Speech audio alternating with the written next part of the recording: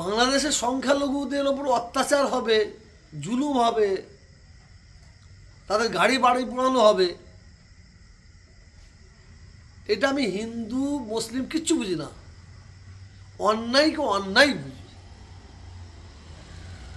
সে অন্যায়ের প্রতিবাদ জানাচ্ছি, যে করুক যারা করুক। বাংলাদেশের ইস্যুকে কেন্দ্র করে আমার ভারতবর্ষে কয়েকটা চ্যানেল বহুদিন থেকে চক্রান্ত করছে বাংলাদেশের ইস্যুকে নিয়ে, বিশেষ করে এই বাংলায় হিন্দু মুসলমানের মধ্যে একটা চক্রান্ত লাগিয়ে একটা দাঙ্গা লাগাবার চক্রান্ত করছে। সেই মিডিয়াগুলোকে মানুষ চিনে নিয়েছে।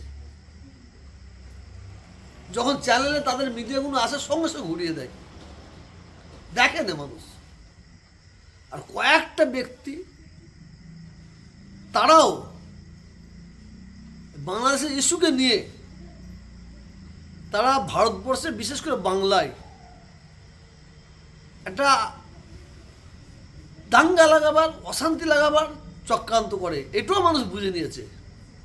বাংলাদেশের প্রত্যেকটা জনগণকে জাতি ধর্ম বর্ণ নির্বিশেষে এবং ভারতবর্ষের প্রত্যেকটা মানুষকে জাতি ধর্ম বর্ণ নির্বিশেষে সকলের কাছে আমার অনুরোধ থাকবে, সাম্প্রদায়িক সম্প্রীতি বজায় রাখুন।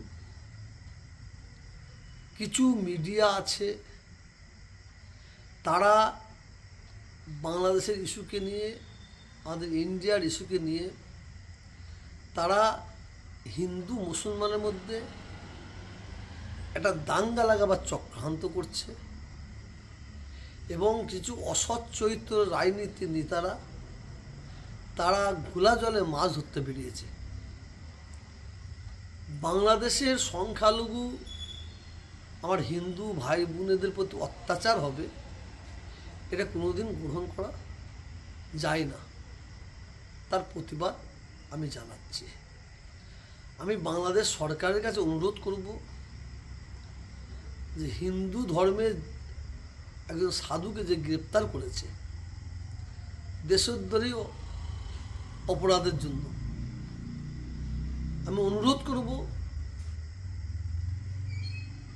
আইনত ব্যবস্থা নিবার আগে তিনি সত্যিই কি দেশদ্রোহী, সত্যিই কি তিনি অপরাধ করেছে, এটা বিবেচনা করার জন্য আমি অনুরোধ করব। বাংলাদেশের সংখ্যালঘুদের ওপর অত্যাচার হবে, জুলুম হবে, তাদের গাড়ি বাড়ি পোড়ানো হবে, এটা আমি হিন্দু মুসলিম কিচ্ছু বুঝি না। অন্যায়কে অন্যায় বুঝি, সে অন্যায়ের প্রতিবাদ জানাচ্ছি, যে করুক যারা করুক। বাংলাদেশের ইস্যুকে কেন্দ্র করে আমার ভারতবর্ষে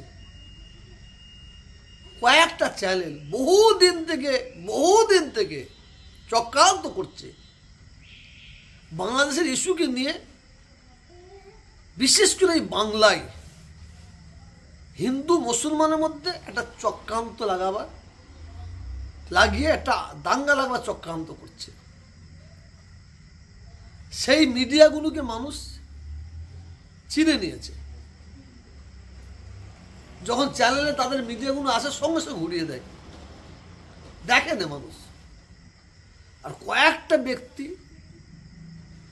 তারাও বাংলাদেশের ইস্যুকে নিয়ে তারা ভারতবর্ষে বিশেষ করে বাংলায় একটা দাঙ্গা লাগাবার, অশান্তি লাগাবার চক্রান্ত করে, এটাও মানুষ বুঝে নিয়েছে। আমি একজন মানুষ হয়ে আমি বলতে পারি, বাংলাদেশের সংখ্যালঘুদের প্রতি অত্যাচার আমরা তার বরদাস্ত করব না। ঠিক ভারতবর্ষে যেভাবে সংখ্যালঘুদের প্রতি অত্যাচার হচ্ছে, জুলুম হচ্ছে, জ্যান্ত পুড়িয়ে মারা হচ্ছে, গাছে বেঁধে মারা হচ্ছে, সংখ্যালঘুদের মসজিদগুলো পুড়িয়ে দেওয়া হচ্ছে, মাদ্রাসাগুলোকে পুড়িয়ে দেওয়া হচ্ছে, কোরআন শরীফকে পুড়িয়ে দেওয়া হচ্ছে। তার জন্য আমি ভারতবর্ষের সরকারের কাছে আমি আবেদন করছি, ভারতবর্ষ হচ্ছে আমাদের সম্প্রীতির ভারতবর্ষ, বাংলা হচ্ছে আমাদের সম্প্রীতির বাংলা। এই বাংলায়, এই ভারতবর্ষে আমরা হিন্দু ভাইয়েরা যেভাবে মিলেমিশে ছিলাম সেইভাবে আছি এবং থাকব। কিন্তু কিছু শুকুনি মার্কা চ্যানেল, কিছু শুকুনি মার্কা সাম্প্রদায়িক মনোভাবপূর্ণ রাজনীতির নেতা, তারা আমাদের শান্তির সুখে থাকতে দেবে না বলে শুধু উস্কানি দিয়ে আগুন জ্বালাবার চক্রান্ত করছে। আমি ভারত বুঝি না, আমি বাংলাদেশ বুঝি না, আমি ইংল্যান্ড বুঝি না, আমি আমেরিকা বুঝি না।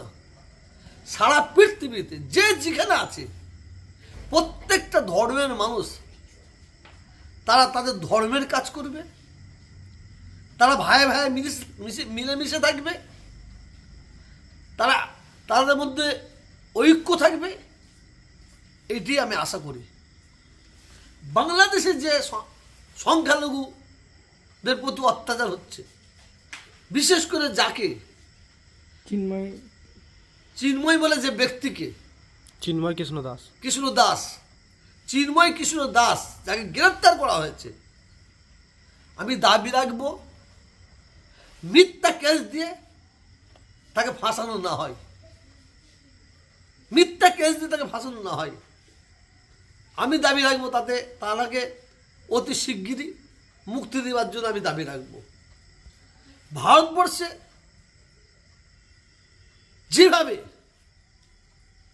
চারিদিকে সংখ্যালঘুদের ওপর অত্যাচার হচ্ছে, জুলুম হচ্ছে, আমি ভারতবর্ষের সরকারের কাছে আমি দাবি রাখবো কোথায় সাম্প্রদায়িক আগুন না জ্বলে তার দৃষ্টি আকর্ষণ করছি। ফুরফুরা শরীফ থেকে আমি দোয়া চাই, ভারতবর্ষের মানুষ, বাংলাদেশের মানুষ, সারা পৃথিবীর মানুষ শান্তিতে প্রত্যেকটা মানুষ প্রত্যেকটা দেশের বসবাস করতে পারে।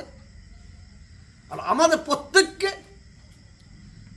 সাম্প্রদায়িক আগুন জ্বালাবার জন্য যে চ্যানেলগুলো শুধু আগুন জ্বালাবার চক্রান্ত করছে তাদের বয়কট করতে হবে, এবং যারা সাম্প্রদায়িকমূলক রাজনীতির নেতা উস্কানি দিচ্ছে তাদের বিরুদ্ধে আমাদের রুখে দাঁড়াতে হবে।